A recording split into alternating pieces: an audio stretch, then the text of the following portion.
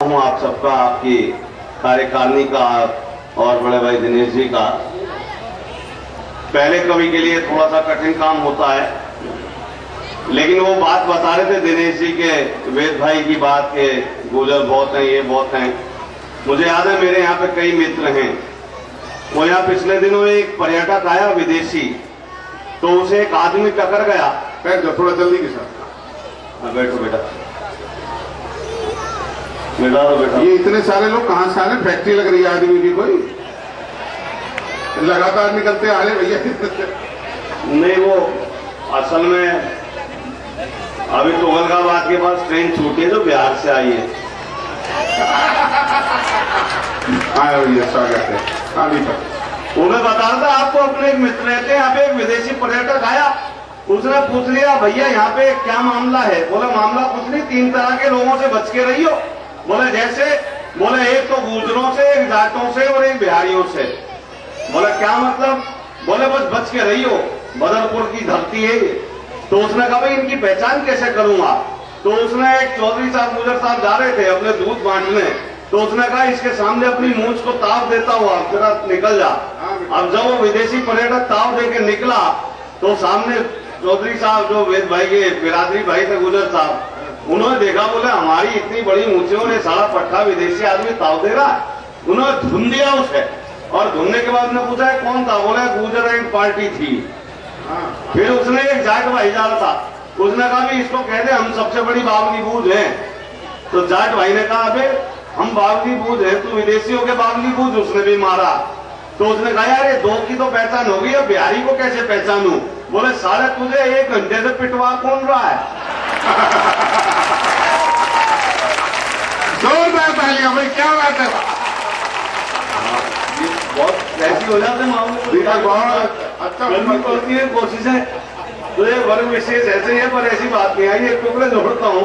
अच्छा, वो बता रहे थे कि मेरे बारे में बनिया हो बनिया। भैया बनिए यहाँ भी है, मैं आपको बताऊं, और यहाँ के बनिए बड़े गजब हैं।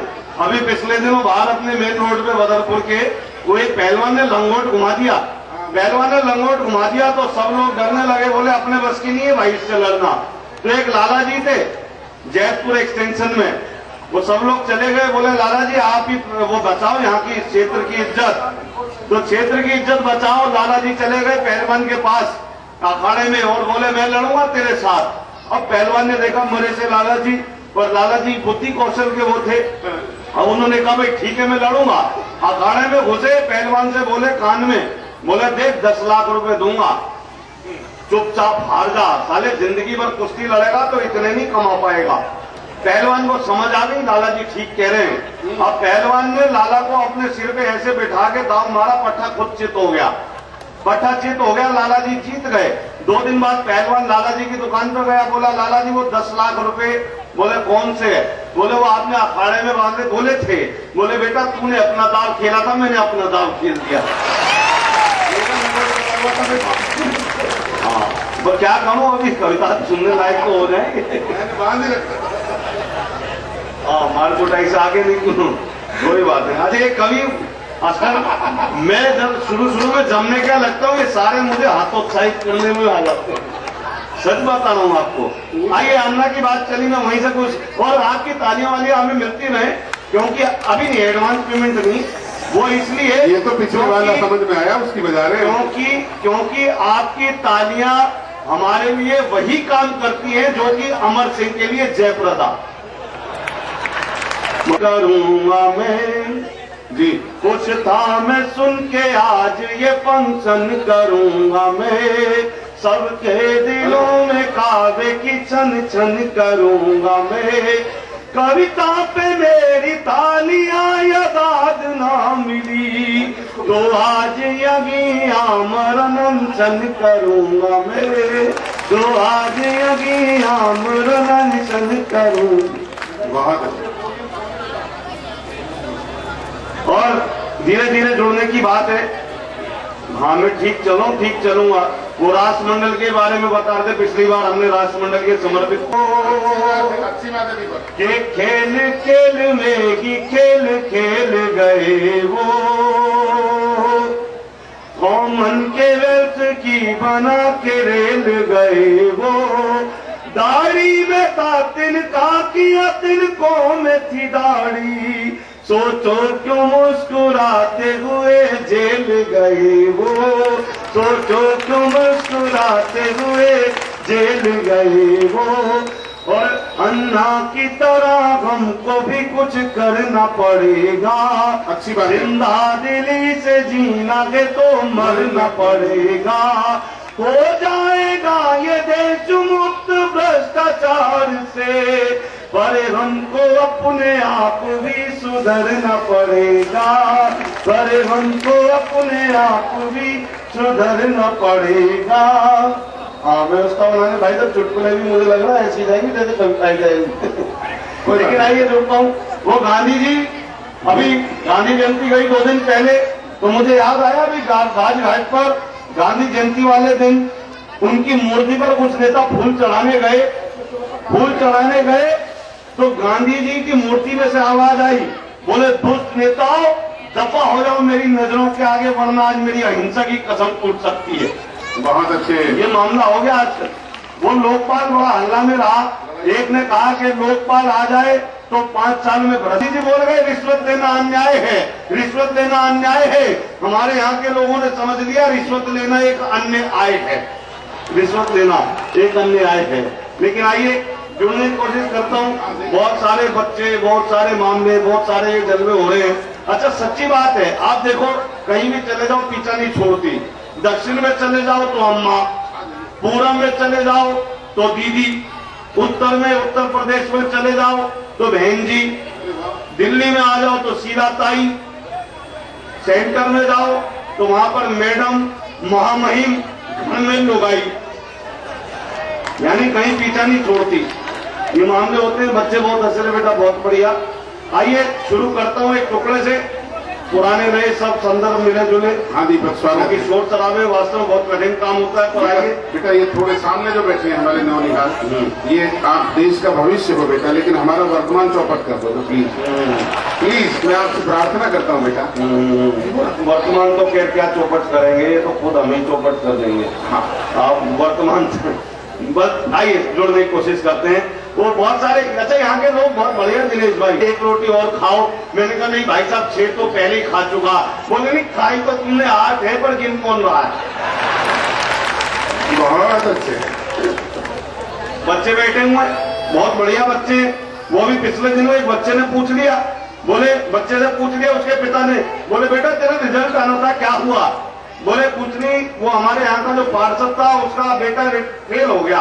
बोले वो नहीं, तेरे रिजल्ट का क्या हुआ। बोले वो जो अपने यहाँ नेताजी है ना, उनका भी लड़का फेल हो गया।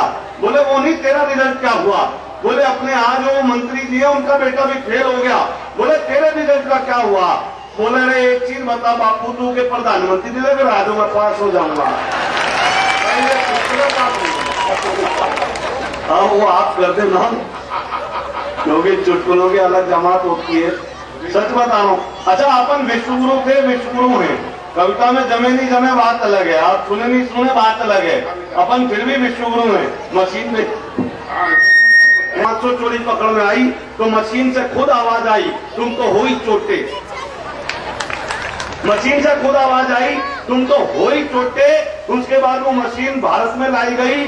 जैसे ही एयरपोर्ट पर मशीन उतरी, मशीन चोरी। बहुत अच्छे।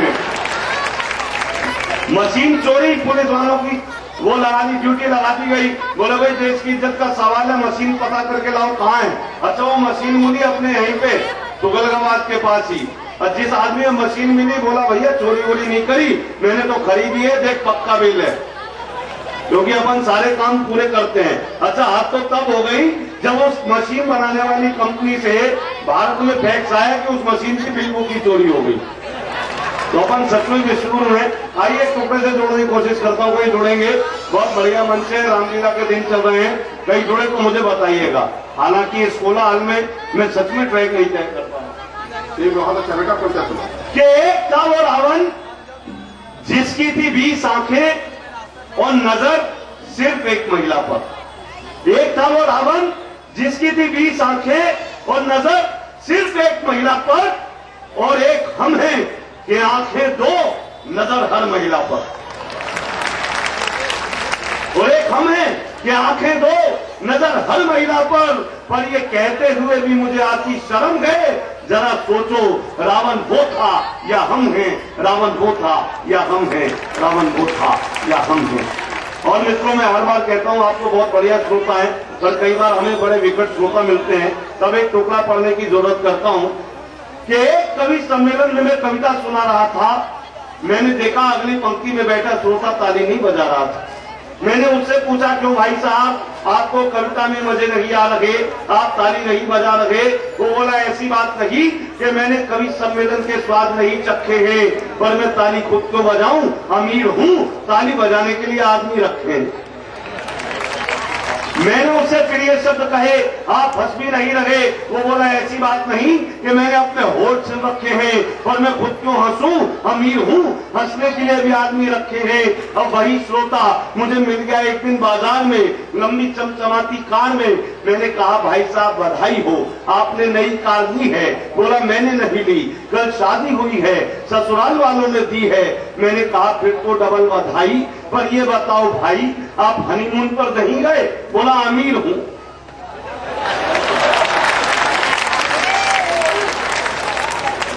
और ये बात मैंने इसलिए कही है, मेरा कहना सही है कि भौतिक सुख साधनों के चलते आदमी कोई काम खुद नहीं कर सकता। और एक कवि की तो ये हालत है, सुबह यमदूत आए तो बोला, आज कवि सम्मेलन है, आज नहीं मर सकता। लेकिन मैं चाहता हूं कि हम सभी अमीर हों, हमारे पास इंसानियत की दौलत हो, नयनों में संवेदना का नीर हो।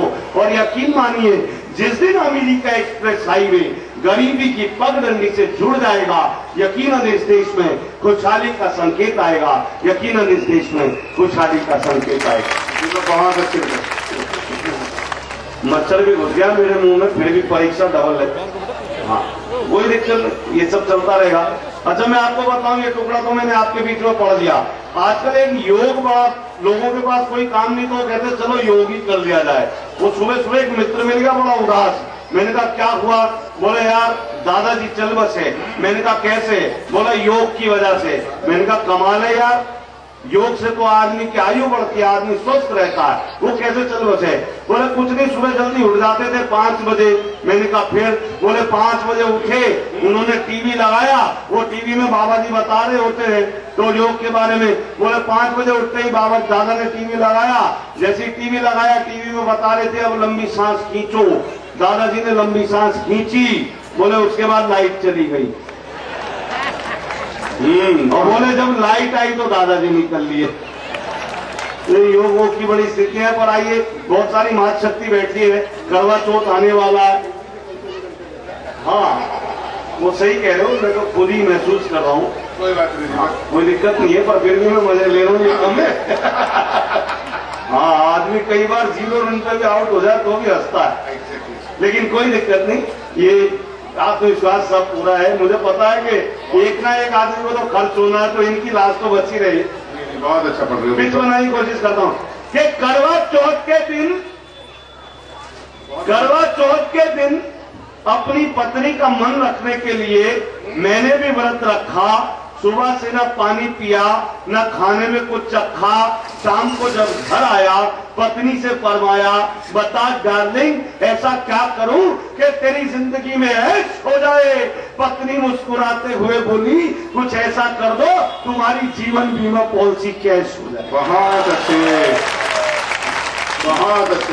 सच बताओ, ये सच में ऐसी होता है। यहाँ तो अरुण भाई खाना वाना खिलाएंगे शाम को, रात को कई बार खाना नहीं मिलता। अच्छा, मैं जैसा हूँ वैसा तो हूँ ही आपके सामने, पर मेरी पत्नी और गजब है।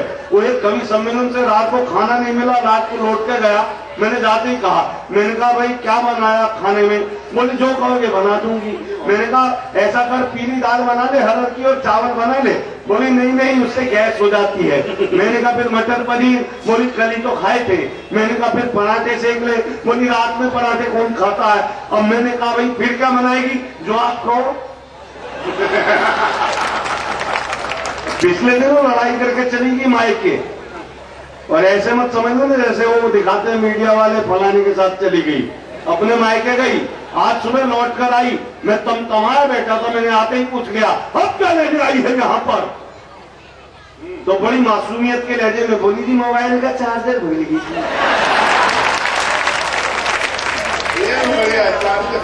सच बताऊं ये मामले ऐसे हो जाते हैं, पर क्या करूं, ये मामले ऐसे ही सच में ऐसी है।